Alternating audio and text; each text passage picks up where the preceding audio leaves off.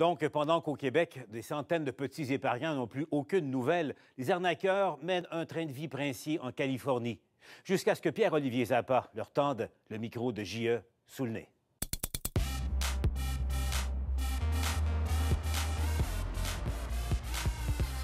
Les centaines d'investisseurs québécois ont-ils été menés en bateau par cet ambitieux projet de film?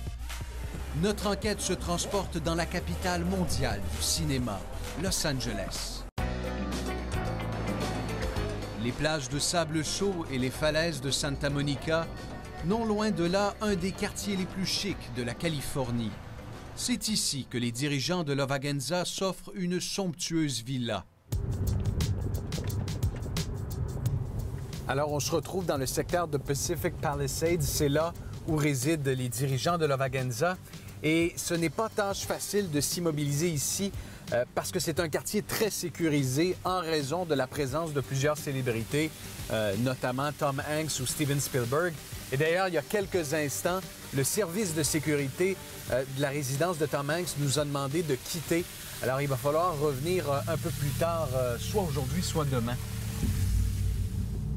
C'est finalement le lendemain matin que nous les retrouvons à bord de cette rutilante Mercedes. Pierre-Olivier Zappa de l'émission JE, j'ai une question à vous poser concernant le projet Lovagenza. Est-ce que je peux vous la poser? Je me demandais si vous menez une vie de rêve sur le dos de centaines de Québécois qui ont investi dans ce projet.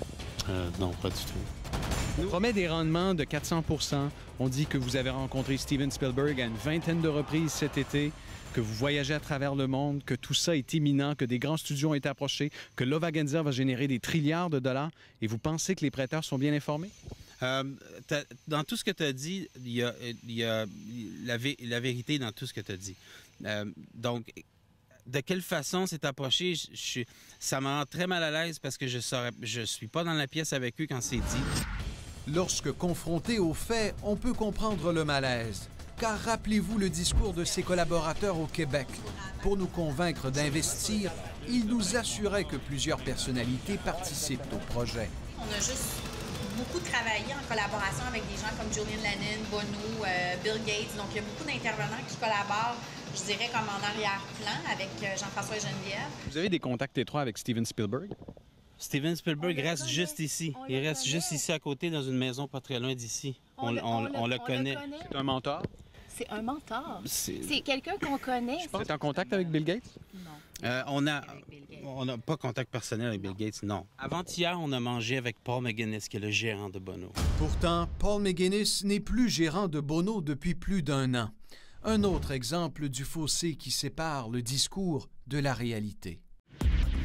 Puis, à la limite, Pendant plus d'1 heure, sous un soleil de plomb, le couple se défend de dilapider l'argent investi. Mais visiblement, il apparaît gêné d'avoir été surpris à bord d'une voiture de luxe. Et de vous voir en Mercedes, dans une villa dans un des plus riches quartiers de la Californie. Mais... Oui, je suis à l'aise. Je suis à l'aise parce que vous verriez mes jeans, là, j'ai pas changé de jeans depuis des mois. C'est pas pour moi, ça. Je le fais pas pour... Est-ce que vous allez nous faire pleurer? Non, je veux pas vous faire pleurer. La grosseur d'un bungalow au Québec, là, c'est pas une grosse maison. C'est une maison. Une valeur de plusieurs millions. Non, je sais pas, c'est une valeur de plusieurs millions. On est à 3 chambres dans notre maison, assez pour loger notre... Sérieusement, on avait une maison plus grande au Québec que la maison qu'on a ici. Et lorsqu'on aborde ces multiples voyages dans les plus beaux hôtels du monde, voici comment il les justifie. Quand on est à Rome, on est dans les endroits... Rome, c'est une belle... L'hôtel Excedra, par exemple, un 5 étoiles somptuaire. Oui, mais au bout du compte, c'est quand même... Avec l'argent des investisseurs québécois? Oui, non, c'est notre argent qu'on va devoir rembourser. En fait, ce qu'ils considèrent leur argent, c'est celui de Québécois comme Nicolas Dion. C'est avec sa carte de crédit que le couple s'est offert un séjour dans cet hôtel 5 étoiles de Rome. Ils m'ont appelé pour me dire qu'il y avait une urgence, que ça leur prenait de fonds vraiment d'urgence.